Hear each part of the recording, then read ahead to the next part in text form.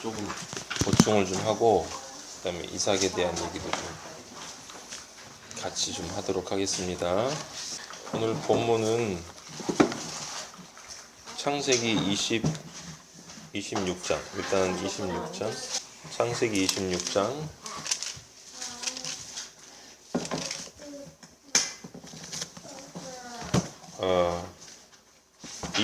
25절까지 같이 한번 읽도록 하겠습니다. 1절부터 거기 25절까지. 아브라함의 때에 첫 흉년이 들더니 그 땅에 또 흉년이 들매 이삭이 그랄로 가서 블레셋 왕 아비멜렉에게 이르렀더니 여호와께서 이삭에게 나타나 가라사대 애굽으로 내려가지 말고 내가 내게 지시할 땅에 거하라. 이 땅에 유하면 내가 너와 함께 있어 내게 복을 주고 내가 이 모든 땅을 너와 내 자손에게 주리라. 내가 내 아비 아브라함에게 맹세한 것을 이루어 내 자손을 하늘의 별과 같이 번성케 하며 모든 땅을 내 자손에게 주리니 내 자손에 인하여 천하 만민의 복을 받으리라. 이는 아브라함이 내 말을 순종하고 내 명령과 내 계명과 내 율례와 내 법도를 지켰음이니라 하시니라. 이삭이 그랄에 거하였더니 그곳에 사람이 그 아내를 물으매 그가 말하기를 그는 나의 누이라 하였으니 리브가는 보기에 아리따움으로 그곳 백성이 리브가로 인하여 자기를 주의까 하여 그 아내라 하기를 두려움이었더라. 네. 이삭이 거기 오래 거하였더니 이삭이 그 아내 리브가를 휘하는 것을 블레셋 왕 아비멜렉이 창으로 내다본지라. 이에 아비멜렉이 이삭을 불러 이르되 그가 정녕 이 아내연을 어찌 네 누이라 하였느냐. 이삭이 그에게 대답하되 내 생각이 그를 인하여 내가 죽게 될까 두려워하였습니다. 아비멜렉이 이르되 내가 어찌 우리에게 이렇게 행하였느냐. 백성 중 하나가 내 아내와 동침할 뻔하였도다. 내가 죄를 우리에게 입혔으리라. 아비멜렉이 이에 모든 백성에게 명하여 이르되 이 사람이나 그의 아내를 범하는 자는 죽이리라 하였더라. 이삭이 그 땅에서 농사하여 그의 100배나 얻었고 여호와께서 복을 주심으로 그 사람이 창대하고 왕성하여 마침내 거부가 되어 양과 소가 떼를 이루고 종이 심이 많음으로 블레셋 사람이 그를 시기하여 그 아버지 아브라함 때에 그 아버지의 종들이 한 모든 우물을 막고 흙으로 메웠더라. 아비멜렉이 이삭에게 이르되 네 얼굴보다 크게 강성한즉 우리를 떠나라. 이삭이 그곳을 떠나 그랄 골짜기에 장막을 치고 거기 거류하며 그 아버지 아브라함 때 팠던 우물들을 다시 팠으니 이는 아브라함이 죽은 후에 블레셋 사람이 그 우물들을 메웠음이라. 이삭이 그 우물들의 이름을 그의 아버지가 부르던 이름으로 불렀더라. 이삭의 종들이 골짜기에서 파서 샘 강을 얻었더니 그랄 목자들이 이삭의 목자와 다투어 가로되 이 물은 우리의 것이라 하매 이삭이 그 다툼을 인하여 그 우물 이름을 에색이라 하였으며 또 다른 우물을 팠더니 그들이 또 다투는 고로 그 이름을 신나라 하였으며 이삭이 그곳에서 옮겨 또 다른 우물을 팠습니다. 이번에는 아무도 싸움을 걸어오지 않았습니다. 그래서 이삭이 이제 여호와께서 우리 자리를 넓게 하셨으니 우리가 이 땅에서 번성할 것이다 하며 그 우물의 이름을 르호봇이라고 했습니다. 거기에서 이삭이 브엘세바로 올라갔습니다. 그날 밤 여호와께서 이삭에게 나타나 나는 내 아버지 아브라함의 하나님이다. 너는 두려워하지 마라. 내가 너와 함께하겠고 내 종 아브라함을 위하여 내가 내게 복을 주고 내 후손을 번성하게 할 것이다 하셨으므로 이삭이 그곳에 제단을 쌓고 여호와의 이름을 불렀으며 그곳에 그의 장막을 쳤으며 이삭의 종들이 거기서도 우물을 팠다. 네. 아멘. 자, 하나만 더 읽겠습니다. 요한복음 3장 1절부터 11절까지 1절부터 11절까지 예. 네. 읽어주세요. 바리새인 중에 니고데모라 하는 사람이 있으니 유대인의 관원이라. 그가 밤에 예수께 와서 가로되 랍비여 우리가 당신은 하나님께로 오신 선생인 줄 아나이다. 하나님이 함께 하시지 아니하시면 당신의 행하시는 이 표적이 아무라도 할 수 없음입니다. 예수께서 대답하여 가라사대 진실로 진실로 내게 이르노니 사람이 거듭나지 아니하면 하나님 나라를 볼 수 없느니라. 니고데모가 가로되 사람이 늙으면 어떻게 날 수 있었나이까? 두 번째 모태에 들어갔다가 날 수 있었나이까? 예수께서 대답하시되 진실로 진실로 내게 이르노니 사람이 물과 성령으로 나지 아니하면 하나님의 나라에 들어갈 수 없느니라. 육으로 난 것은 육이요 영으로 난 것은 영이니 내가 내게 거듭나야 하겠다 하는 말에 놀랍게 여기지 말라. 바람이 임의로 불매 내가 그 소리는 들어도 어디서 와서 어디로 가는지 알지 못하나니 성령으로 난 사람도 다 그러하니라. 니고데모가 대답하여 이르되 어찌 그러한 일이 있을 수 있나이까? 그에게 대답하여 이르되 너는 이스라엘의 선생으로서 이러한 것들을 알지 못하느냐? 진실로 진실로 내게 이르노니 우리는 아는 것을 말하고 본 것을 증언하노라. 그러나 너희가 우리의 증언을 받지 아니하는도다. 아멘. 네, 여러분이 잘 아는 그 바리새인 니고데모에 대한 이야기입니다. 그 밤에 예수님을 찾아왔어요. 그리고 우리가 잘 아는 거듭남의 이야기가 있습니다. 그리고 그 조금 전에 읽었던 창세기는 이삭이 그 아버지 아브라함이 두 번 잘못했던 일을 똑같이 반복하는 일이라고 우리가 알고 있는 내용이에요. 그 아비멜렉 왕에게 자기 아내를 누이라고 속이고 속이는 장면과 연관된 장면이에요. 근데 조금 다른 것인데 우리가 지금 읽은 거듭남이라고 하는 것과 이제 신약과 구약은 같이 통하는 거니까 한번 연관해서 생각을 해보라는 마음을 아버지가 주셔서 지금 생각을 좀 해보도록 하겠습니다. 니고데모라고 하는 사람은 예수님에게 관심이 있었어요. 그래서 예수님과 대화를 하고 싶었겠죠. 이 사람은 유대인의 지도자다라고 해서 그 유명한 유대 사회의 모든 것을 결정하는 최고 의결 기관인 산헤드린 공회의 일원이었고, 따라서 그 예수라고 부르는 사람과 대놓고 만나면 이제 자기에게 손가락질이 올 것 같다. 그래서 이제 밤에 예수께 왔어요. 네. 그렇죠. 그렇게 우리는 또 알고 있고 그것이 맞는 이야기입니다. 근데 밤이라고 하는 단어에서 우리는 그 진리가 선포되는 그 전, 저번 시간까지 우리가 얘기했던 빛이 오기 전에 우리 존재의 상태를 읽을 수가 있는 거예요. 니고데모가 밤에 예수께 왔다는 건 창피해서 남몰래 밤에 왔다라는 그런 인간적인 뜻도 분명히 있겠지만, 그거보다 더 중요한 영적 의미는 이 사람의 영적 상태가 밤이었다라고 하는 거예요. 우리는 누구나 예수 그리스도를 만나기 전에 밤이었습니다. 흑암이 깊음 위에 있는 상태였었어요. 흑암이 깊음 위에 있는 상태가 어떤 상태인지 설명해 줬습니다. 흑암을 벗어날 수 없는 상태이고 그건 죽음이라고 이야기를 했었어요. 그래서 하나님에게서 오신 선생인 줄 안다라고 고백을 했습니다. 왜냐하면 이 표적은 하나님이 행하시지 않으면 아무도 할 수 없다라고 이야기를 했습니다.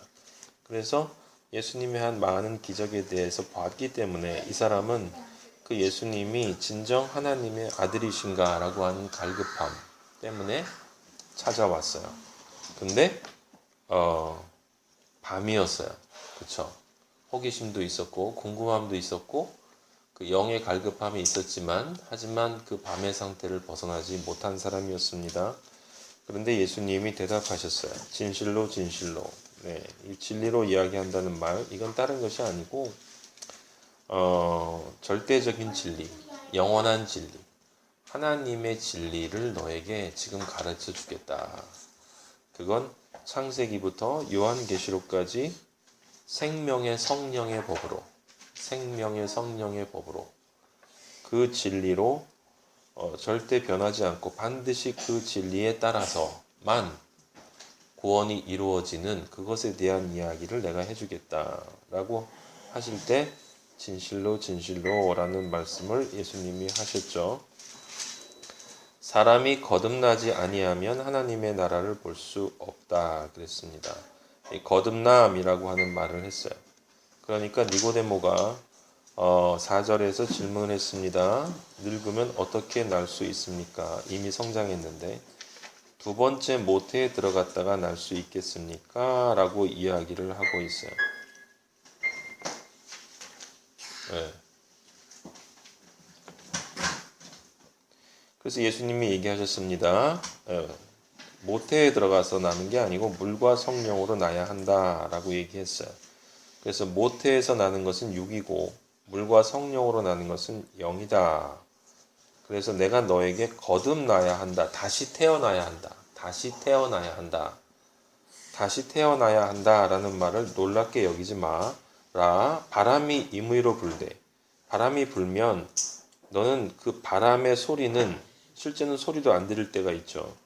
바람이 불 때 네가 그 소리는 들어도 그건 무슨 얘기냐면 네가 감각을 통해서 네가 그 바람이 있다라는 것을 느낄 수 있지 않니? 눈에는 보이지 않지. 어디서 와서 어디로 가는지 알지 못하지. 하지만 분명히 네가 바람이 불고 있다라는 것을 너의 감각을 통해서 알고 있지 않니? 성령으로 난 사람도 다 그러해. 그래서 성령으로 거듭나면 그 사람은 자신이 거듭났다라고 하는 것을 알 수 있다라는 거야. 마치 무엇처럼? 바람을 느끼는 것처럼 눈에는 보이지 않지만 그렇게 나타난다라고 하는 거죠. 이때 그러면 느낀다라고 하는 것이 뭐냐라는 거예요. 거듭남의 느낌이라고 하는 것이 뭐냐라고 하는 것을 지금까지 우리는 계속 이야기를 해왔어요. 예수님이 지금 진실로 얘기하신 그 얘기죠. 바람이 불면 성령의 바람이 불어서 그 성령이 내 영과 연합해서 남자와 여자가 연합하면 남자의 정자가 떨어지듯이 그 밭에 마치 그와 똑같이 성령과 너의 영이 연합하면 그 성령의 씨가 너의 안에 떨어질 텐데 그러면 당연히 너는 그 씨가 떨어진 것을 알게 된다 이 말이에요. 그러면 어떻게 내가 그 바람을 느끼듯이 성령이 나와 연합해서 내 안에 씨를 떨어뜨렸다라고 하는 것, 즉 거듭났다라고 하는 것을 느낄 수 있느냐라고 하는 것이죠. 여기서 이제 우리가 기억해야 되는 것은 거듭남이라고 하는 말을 다시 한번 좀 진지하게 생각을 해보기를 원하시는 것 같아요. 우리 아버지가 다시 태어나는 거예요. 다시 태어나는 겁니다. 이 성형 수술하는 게 아니고 다시 태어나는 거예요. 수술을 해서 얼마 전에 신문 보니까 러시아에 있는 어떤 사람이 그 불치병에 걸려서 이제 죽게 되기 때문에 자기 머리를 떼가지고 건강한 몸에다가 이식한다는 얘기를 들었는데 그게 성공 확률은 있대요. 얼마나 오래 살지는 모르지만 100 얼마 억이 든다라고 나와 있더라고요. 그 사람은 다시 태어나기를 원하는 거죠. 다시 태어나야 하는 거예요. 다시 태어난다라는 건 새로운 피조물이라는 걸 우리는 다 알고 있어요. 근데 그게 어떻게 다시 태어나느냐라고 하는 이야기죠. 자, 여기 우리가 생각해 봐야 될 사람이 니고데모예요.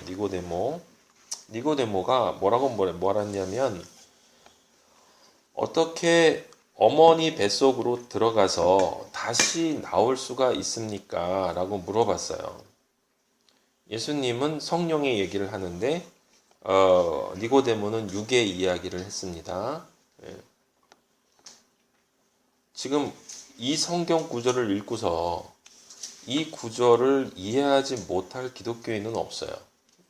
너무나 잘 알려진 이야기고, 그리고 아마도 기독교인들 가운데 이 니고데모 같은 사람이 있다라는 것을 상상도 못할 거예요. 예, 전혀 상상도 못하겠죠. 그런데 사실은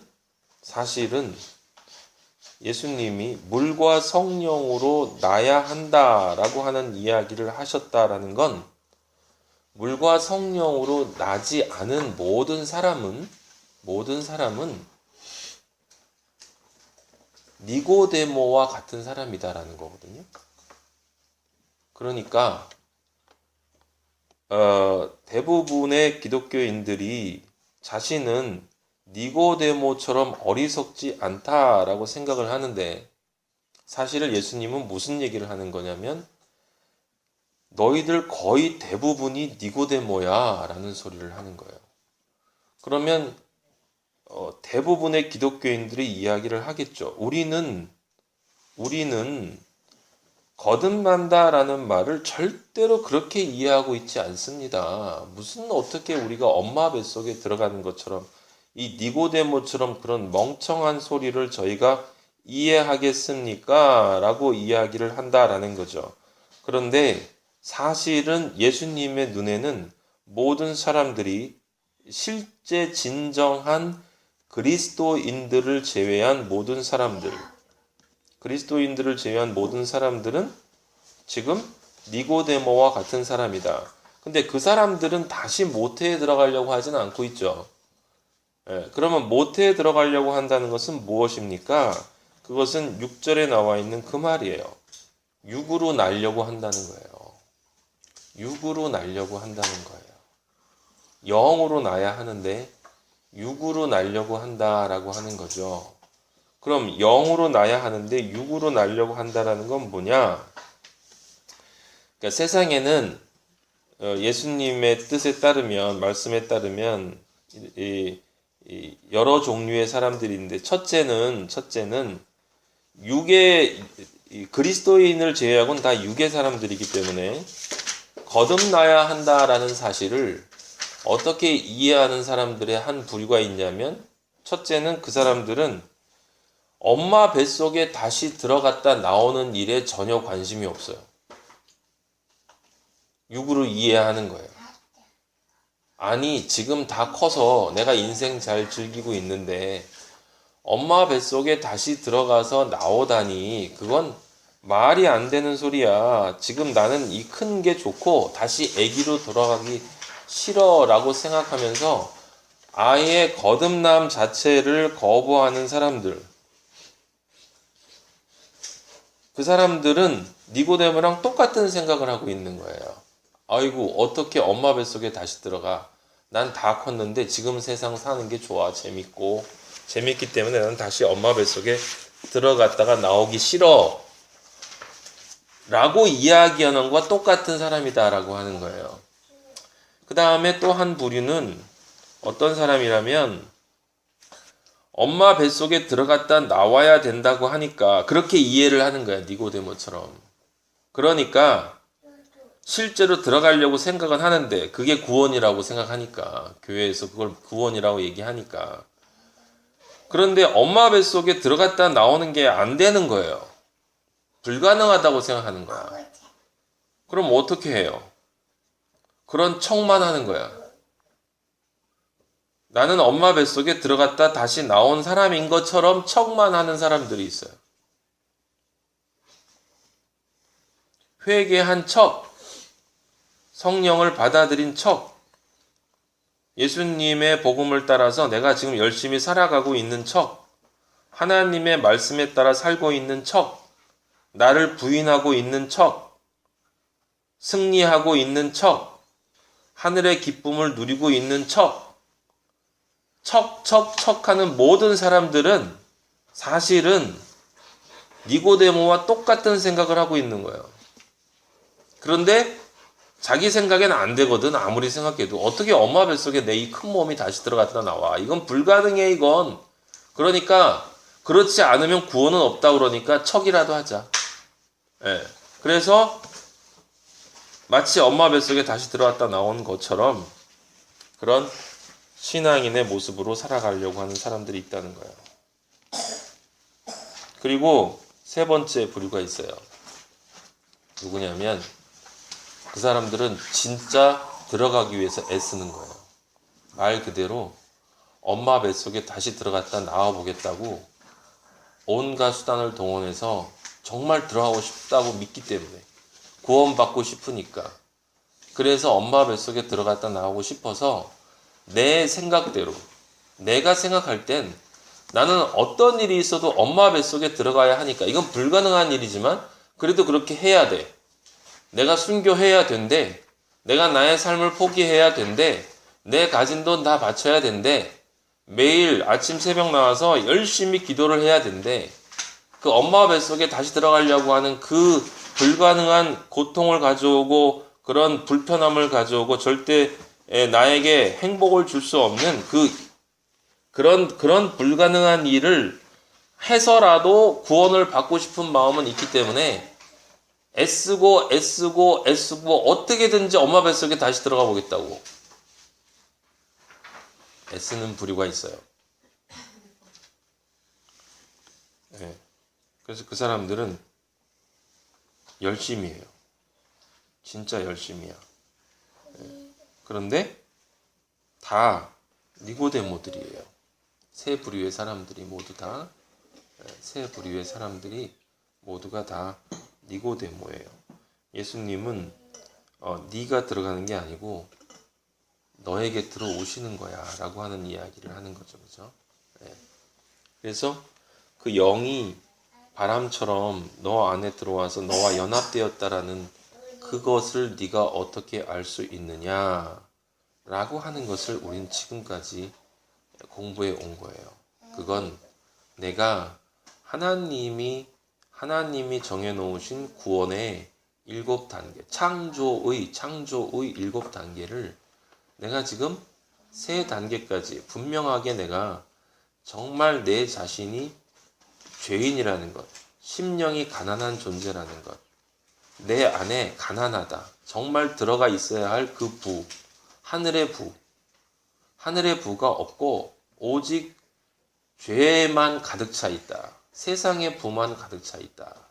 라고 하는 것을 깨닫는, 그래서 세상의 부는 가득 차 있는데 하늘의 부는 하나도 없기 때문에 내 심령이 가난하다라고 하는 걸, 절대 가난을 깨닫는 그 사람. 그리고 내가 내 스스로, 지금 여기 있는 건 내 스스로 어떠한 노력을 한다 할지라도 나는 결코 엄마 뱃속에 다시 들어갔다 나올 수 없다라는 것을 깨닫고 내가 아무것도 할 수 없다라는 것을 깨닫는 것.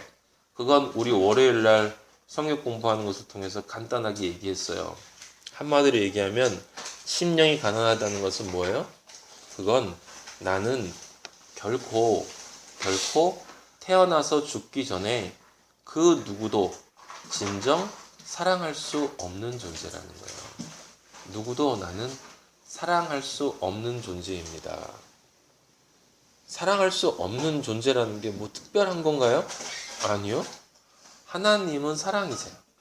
하나님은 사랑이야. 그래서 사랑할 수 없는 존재는 하나님 바깥에 있어. 하나님 바깥에 있는 존재는 증오하는 존재. 증오하는 존재는 사탄이야.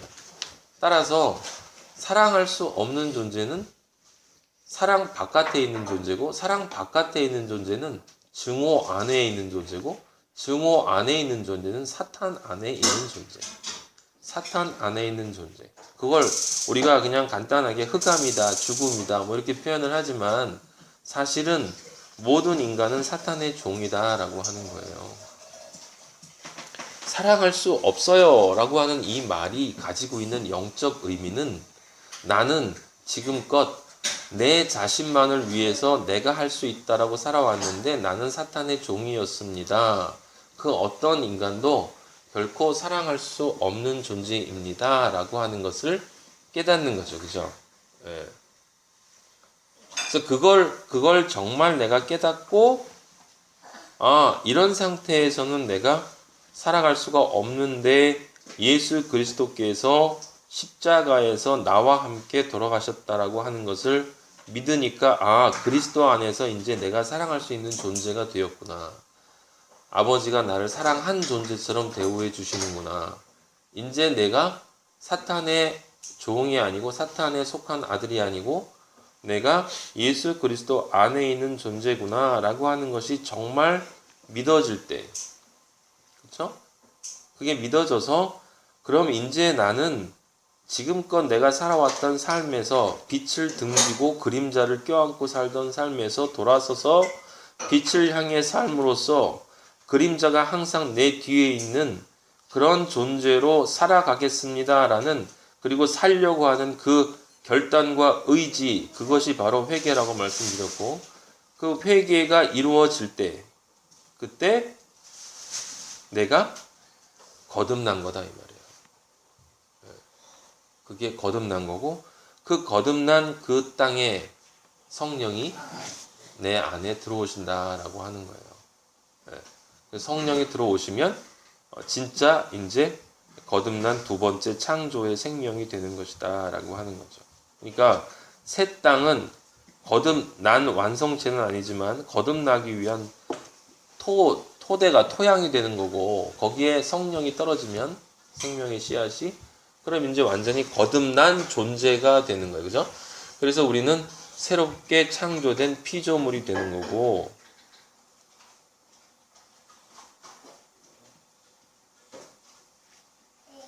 그 다음엔 어떻게 돼요? 그 다음은 오늘 우리가 읽었던 이삭의 삶에 나타난다 이 말이에요. 이삭을 한번 보도록 하겠습니다. 26장, 창세기 26장.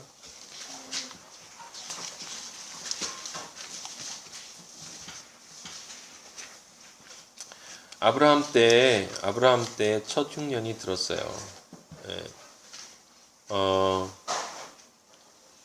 근데 또 이삭 때 또 흉년이 든 겁니다. 그래서 그 가나안 땅에 지금 있는 건데, 가나안 땅에 흉년이 들면 아브라함도 그랬고 이삭도 그랬고 이 둘만이 아니고 대부분의 사람들은 다 그 곡식이 풍부한, 그죠? 나일강의 그 풍년으로 우리가 알고 있는 그 이집트로 내려가게 된다 이런 이야기죠.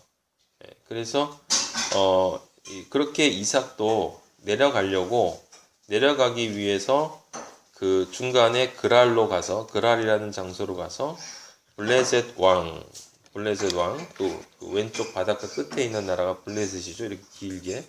거기에 아비멜렉에게 이르렀어요. 그 아비멜렉은 아브라함 때도 있었던 왕인데, 이 아비멜렉은 바로와 똑같은 일반 명칭이에요. 일반 명칭.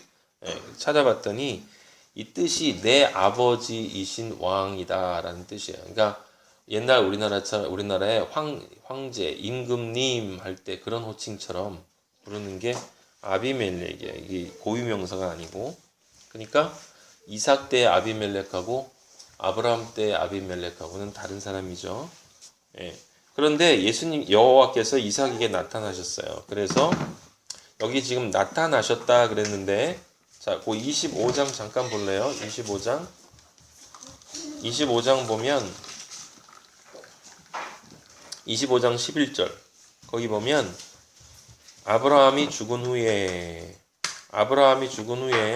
하나님이 그의 아들 이삭에게 복을 주셨고 이삭은 베엘라헤로이 근처에 거주하였더라 라는 말이 나오죠. 그러니까 창세기 25장 11절에 아브라함이 죽었어요. 그래서 그 사라가 묻힌 장소에 묻혔는데 나이가 7절에 보면 175세였습니다. 175세를 살았어요. 아브라함이.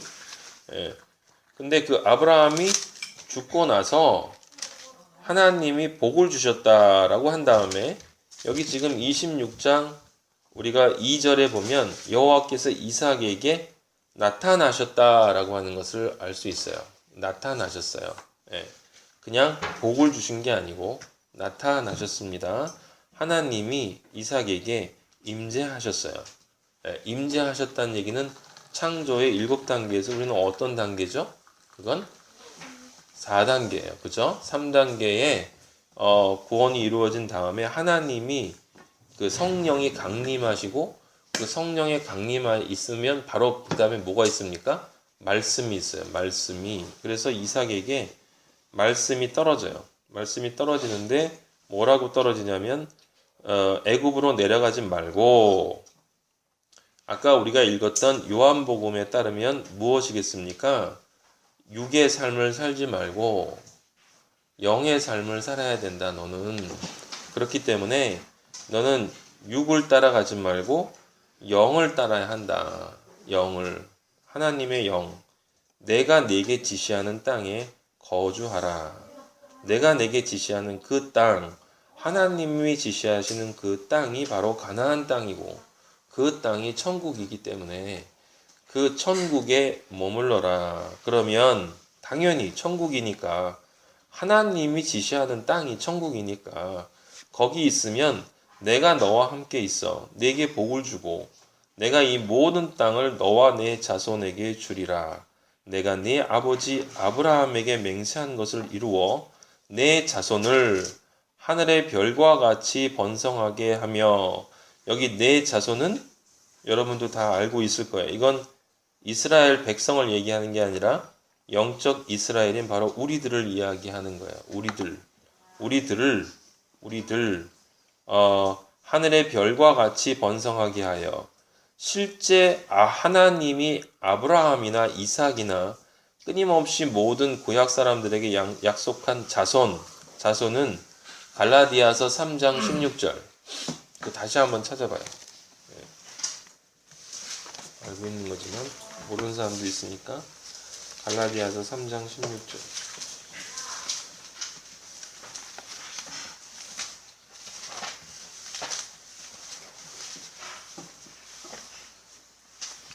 읽어보세요. 누가?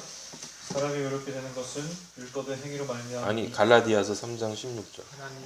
하나님께서 아브라함과 그의 자손에게 약속들을 주시면서 여러 사람을 가리켜 그리고 내 자손들에게라고 하시지 않고 오직 한 사람을 가리켜 그리고 내 자손에게라고 하셨으니 이분이 곧 그리스도이시다. 네, 아브라함과 자손에게 지금 하나님이 아브라함에게 약속한 것처럼 네가 내 말을 이 땅이 거류하면 아브라함에게 맹세한 것으로 네 자손을 하늘의 별과 같이 번성하게 하며라고 할 때 이 자손이 26장의 4절에 이 자손이 갈라디아서 16장 보면 그 자손에게 말씀하신 것인데 여럿을 가리켜 자손들이라 하지 않으시고 오직 한 사람을 가리켜 내 자손이라 하셨으니 곧 그리스도라. 그러니까 26장 4절에 내 자손이라고 할 때 이 자손은 단수라는 얘기예요. 단수. 원래가 단수. 그리고 그건 정확하게 그리스도만을 의미하는 것이다. 예수 그리스도만을 의미하는 것이다. 근데 26장 4절에 보면 하늘의 별과 같이 네 자손을, 그러니까 그리스도를 하늘의 별과 같이 번성하게 하며 라는 말에서 우리가 알 수 있는 것은 그리스도 하나지만 그 그리스도 하나인 맏형을 통해서 수없이 많은 그 형제들인 그리스도들을 하늘의 별과 같이 번성하게 할 것이다. 즉 영적인 이스라엘인 그리스도인들을 내 자손 그리스도를 통해서 나오게 할 것이다. 그래서 이 모든 땅은 뭐겠어요? 천국이죠.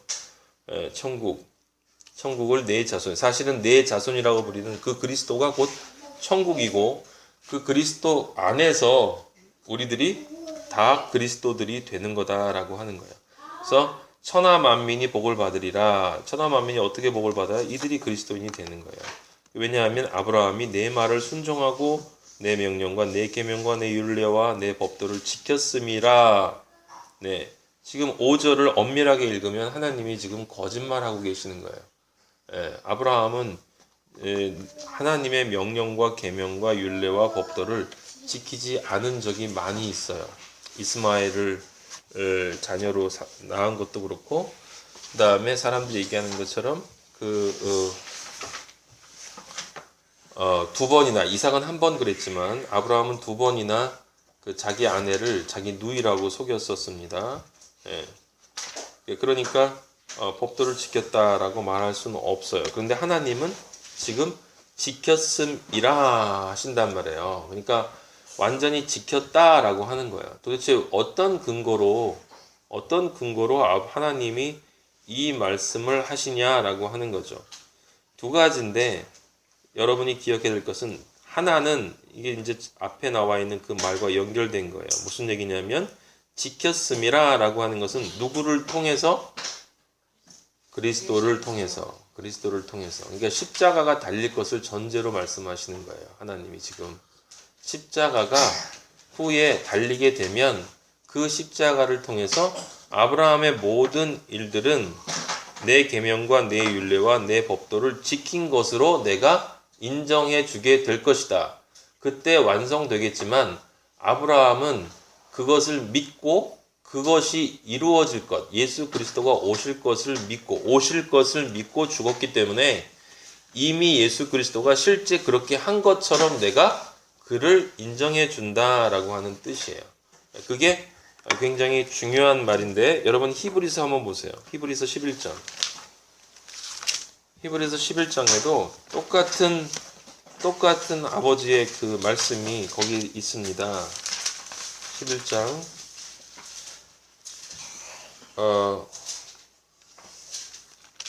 11장 몇 절 보냐면 8절 거기 아브라함에 대한 얘기가 나와요. 예. 8절 보세요.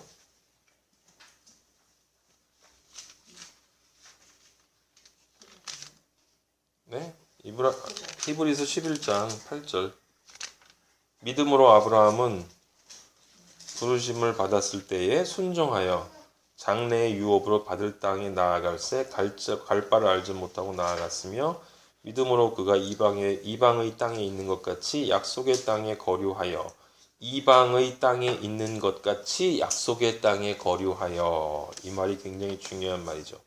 동일한 약속을 유업으로 함께 받은 이삭 및 야곱과 더불어 장막에 거하였으니 이방의 땅에 있는 것 같이 약속의 땅에 가나안 땅에 거류했어요. 그런데 그 땅에 거류하면서 이방의 땅에 있는 것 같이 거류했다 이 말이에요. 그러니까 거기에 정착할 것처럼 살았는데 실제로는 거기가 유목민의 삶처럼 나는 여기를 떠날 것이다 라고 하는 것을 알고 있는 것처럼 거기 있었다라고 하는 거예요. 근데 사실 실제 아브라함의 삶은 우리가 저번 시간에 공부한 것처럼 아브라함은 막벨라 구를 40세겔을 주고 사서 그 가나안 땅이 곧 자기의 땅이 하나님이 주신 땅이 될 것이다 라는 그 믿음을 가지고 죽었어요. 예. 그런데 하나님은 그 믿음을 뭐로 보아주신 거냐면 지금 여기 구절에 나와 있는 것처럼 이방의 땅에 있는 것 같이 라고 하는 것으로 아브라함이 믿은 것으로 받아들여 주셨다 이 말이에요. 그러면 그 막벨라라고 하는 말이 이제 새로운 의미로 좀 이해가 되죠. 그게 이중의 더블의 문이라고 우리가 얘기를 했었습니다. 그죠? 이중의 문이라고. 근데 저번에 우리가 그때 이중의 문이 무엇이 이중이냐? 한꺼풀은 일단 내가 죽어서 들어가는 한평 동굴이다. 그 문을 열고 내가 죽어서 들어가는 시체가 들어가는 문인데 하지만 그걸 돈 주고 샀다는 얘기는 두 번째 문은 그곳이 곧 다시 뭐가 된다? 가나안 땅. 결국은 이 전체의 땅을 가나안 땅을 아버지가 주실 것이다 라고 믿는 그 믿음을 가졌기 때문에 그게 또 이중의 두 번째 문이 되는 것이다 라고 우리가 이해를 했잖아요. 그런데 지금 여기를 보면 그 이중의 문이라는 것이 조금 더 깊어지죠. 무슨 얘기냐면 이때 이중의 문은 그 내가 묻힐 나의 그 땅도 아니고 그 땅이 속해 있는 아버지가 약속하신 가나안 땅도 아니고 그거 속으로 들어가는 첫 번째 문만이 아니라 어디까지 가는 거예요? 두 번째 문인 영적인 문. 근데 영적인 문이 뭐예요?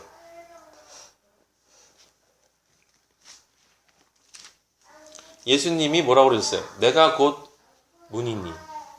내가 곧 문이니. 나를 통과하지 않는